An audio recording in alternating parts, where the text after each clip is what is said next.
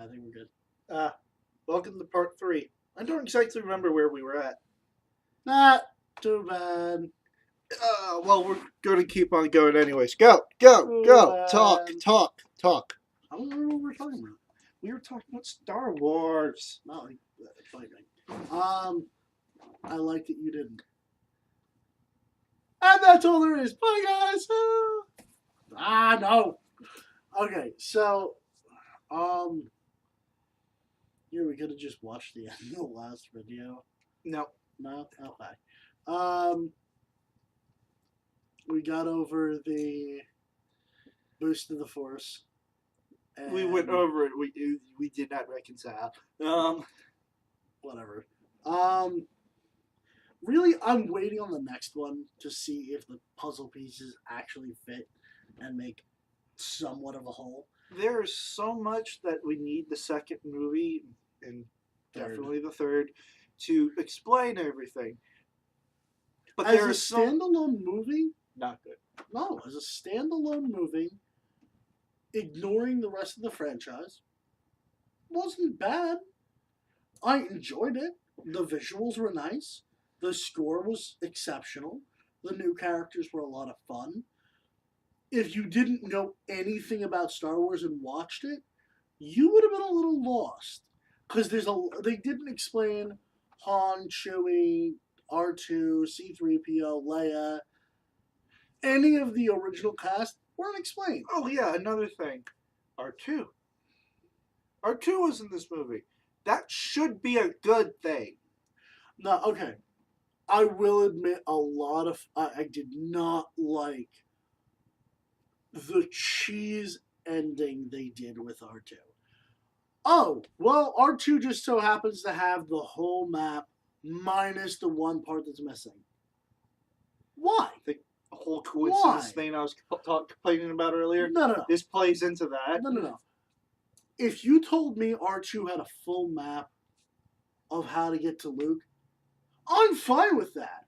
He stayed in low power mode, or he wasn't very responsive until the end of the movie. Okay, you could say that it wasn't until a great need for him that R2 would awaken and be helpful. You could say Luke had to force will R2 back together. I would somewhat be okay with that. But my big issue is R2's like, I got this, here I am, here's the map, Tui. And you have the whole map. Except for that one spot. And I just sat there like, what's the point? What is the point in not having that one spot? Like, aside from the fact you knocked him down to one quadrant. So, okay, now you have a general idea where he is. You can start your search. That's still a hell of a lot of space to search. But by cutting out that one spot, you've narrowed it down. Problem 2 I have with it. How the fuck do you cut out a part of a map digitally and have it... I have a little less issue with that, considering the fact... Because that's Photoshop. That's the Photoshop crop tool and saving it another thing. And, oh, look, B88 just so happens to have the lasso tool and pastes it back in. I did not like that. Why not just have R2 have the whole damn map? Or have a corrupted file, and they'd be like, here, R2, Scooby snacked. Boom, whole map. Okay, problem solved. That would have been better. But the whole thing would have not needed the MacGuffin, which started the story, which is, and all that. But here's the thing: you threw out a bunch of speculation possibilities, like there's a great need, or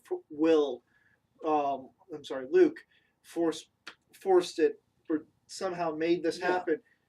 It doesn't change the fact that by coincidence, once again, R2 has almost all the map. By coincidence, once again, even though he's in the Resistance Stronghold, he's in low power mode for years, all the way up to this point, and it wasn't until after all this shit's going down, and you need this to progress the story further, that he just suddenly, I'm up. Hey guys, no explanation, no talking to you. I'll curse out C3PO in a speech that no one else can understand, and then just throw up this map and hope you figure it the fuck out. What bothers the shit out of me, and I'll give credit, my friend who went to take, it was my birthday recently. As a gift, I got to go see this with my friend Vappy. Vappy brought up a very good point. When not Kylo Ren's douche out of a friend and Kylo Ren were sitting there talking about how she has a part of the map and they could pull the rest of the map out of old Empire documents, and that's how they'll piece it together. Okay, he's in a distant quadrant that the Empire knew about, but got lost in the records, and only the Empire knew about it, so he figured no one's going to go through their crap. Whatever, I'll piece it over here. Okay, cool. I'm fine with that. I'm fine with the bad guys having the information because it makes sense they'd dig through the old data. He idolized Darth. He has the damn helmet. Clearly, they've done some digging. Hell, just fine. Just for simple logistics sake. Let's say you're building a brand new empire which spanned the entire known galaxy. Get all the maps, get all the logistical data of what was left. Yeah, that's fine. I get that. The Resistance supposedly has spies and intel on them. The fact that they never picked up on it, I can even accept. Because, okay, why would you instantly assume, prior to having this piece of the puzzle, to look here?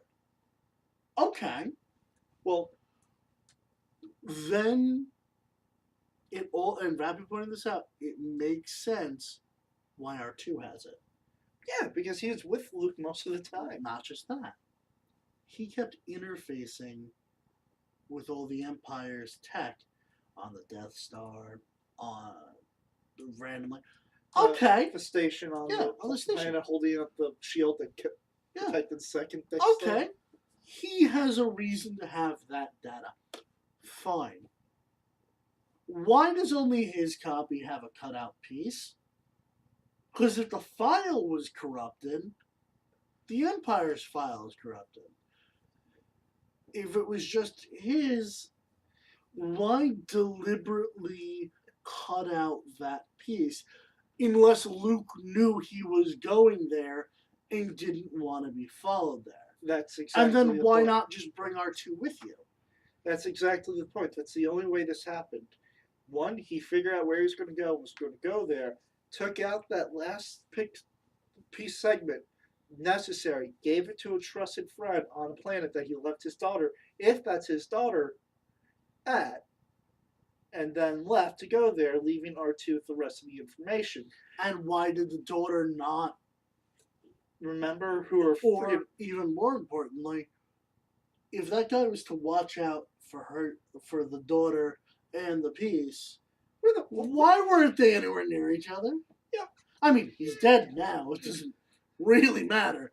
But yeah, that angry lightsaber cleaving into your back. That'll do it. Yeah. That'll snuff out plot extras. He won't be in the second film. Not even as a Force Have Ghost. Too much cast? Use new Kylo Ren Rage.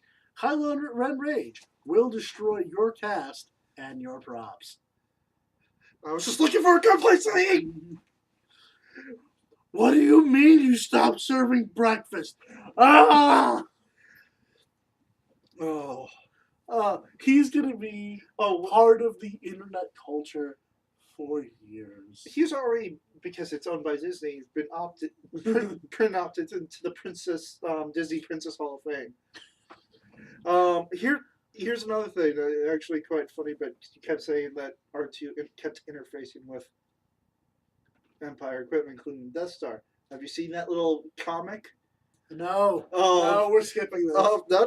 Next. R2 is about to interface with the Death Star itself, and they have a conversation where every time the Death Star speaks, space view, and Death Star is going, I don't know, baby, I'm not sure we should be doing this. Who's going to find out? All right, well, you know what? Fuck it. Stick it into my port.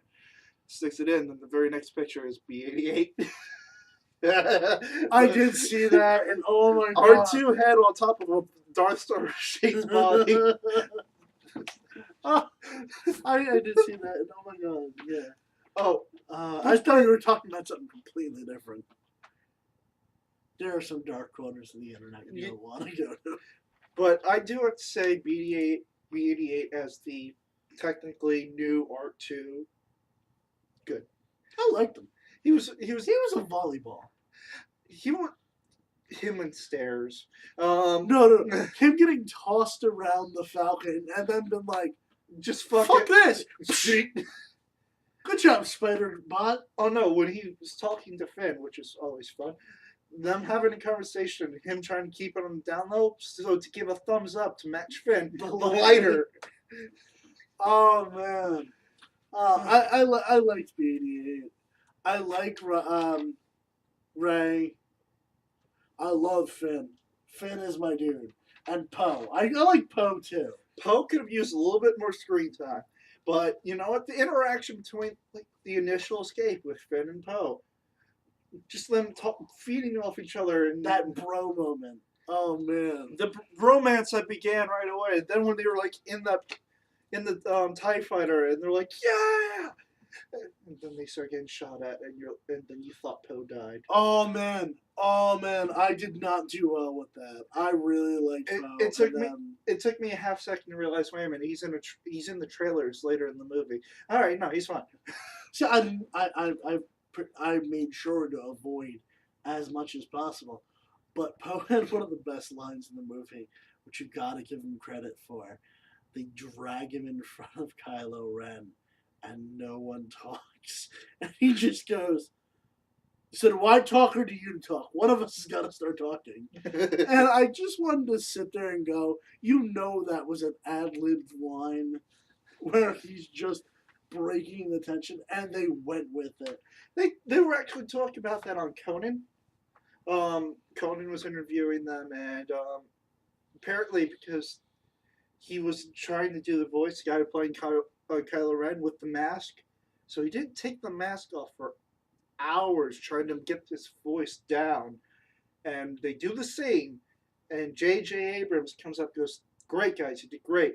About the voice, can you make this type of adjustment here? And he froze. Like it like really shook him. He went off, took the helmet off, and they put back on to start the scene. And I think it probably was written, but I'm pretty sure if that did happen the way you just suggested, it happened immediately after that. Oh man, that's right. There was a lot of like you don't like the movie, but you gotta admit there was entertaining parts, and you know what?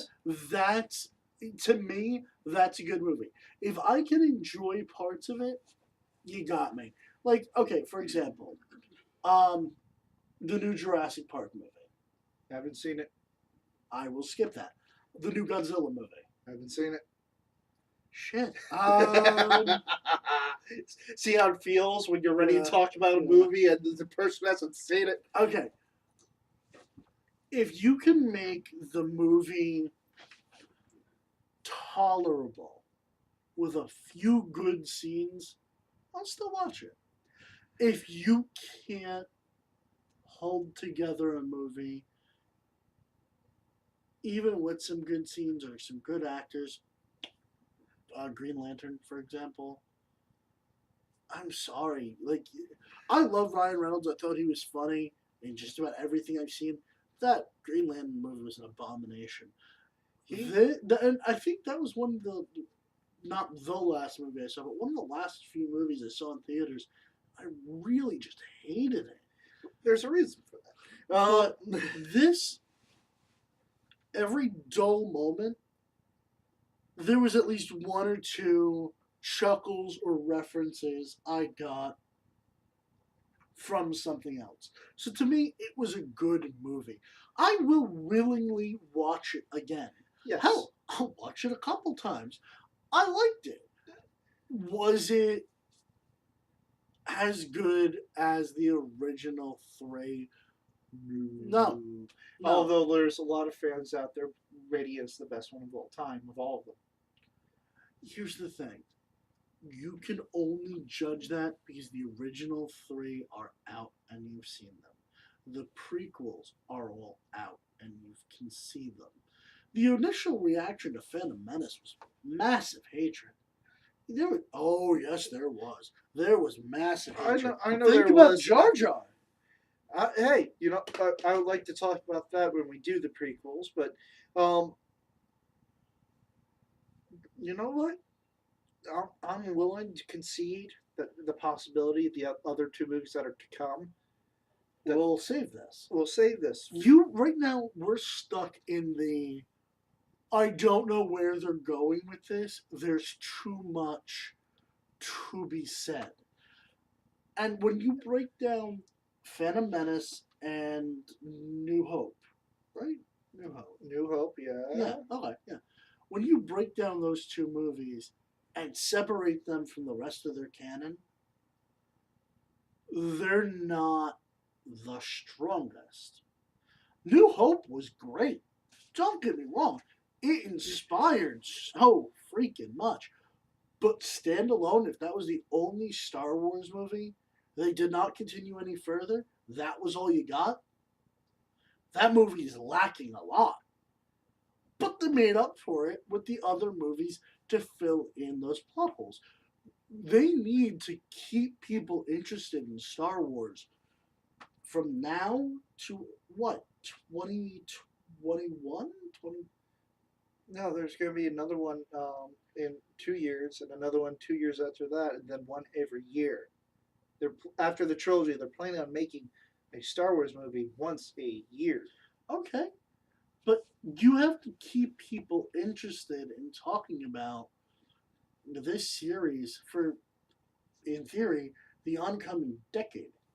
Which isn't going to be too hard, considering the fact that it's the highest grossing movie of all time. We're on video number 3 about this. Yeah. And there's only one movie so far. And I guarantee you, next movie comes out, we're going to sit down and we're going to do this again. And we're going to have just as much to discuss, if not more. Because you know what? They're going to fill in a lot of the gaps we have. But they're going to make some more holes. But I'm going to have to challenge you on a few points. Sure, go for it. Specifically, regardless of how you feel about the prequels, The Phantom Menace, and New Hope, standalone movies, they accomplished their goal. They not only introduced the characters, they told a specific story, wrapped it up, and ended it. And they did so while being entertaining and immersive. A New Hope, if they stopped there, yes, would have been lesser because you didn't have the other two films to follow it up. But would it still be a good film on its own because it didn't leave too many things hanging? Yes. Phantom Menace, regardless of how you feel about it, told a complete story, set up other movies, but if it stopped there, the story within that movie, done, wrapped up, didn't leave you with two hang-ups, and you understood everything. This movie, as much as you're praising it, and as much as I want to like it, I want to like this. There are too many things that don't seem to add up. There are too many things in the air. This is a pure setup movie that didn't set up the villains and did a bad job with the only existing one. It gave you so many good things that gave you the impression of greatness that you're expecting from this setup. You have, forgive J.J. Abrams, as much as I have beef with some of his directing, he's a good director. Star Wars, with the financial backing and the imagination of Disney, Yeah. if you're a Star Wars fan, you are in a love-hate relationship right now because you wanted and expected this to be great, but feared it'd be terrible. And you got an okay movie, something in the middle.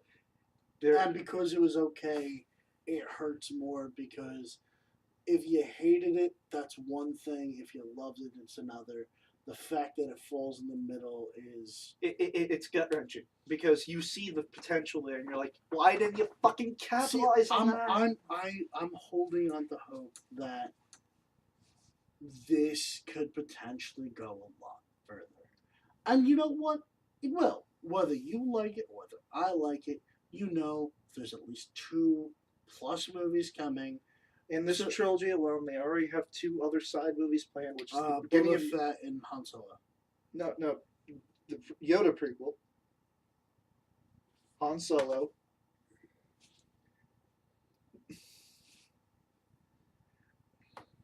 Yeah, it was like a big discussion, but yeah, they're doing the Yoda origin story. You want a Yoda origin story? I'm a little green alien that can fight like a madman. That's all you need. No, all you need is Jim Henson. It's not easy being green. I'm out! Alright, he just hurt me too deeply right there, so I'm going to say we done with this topic for tonight. Alright, bye. Say bye.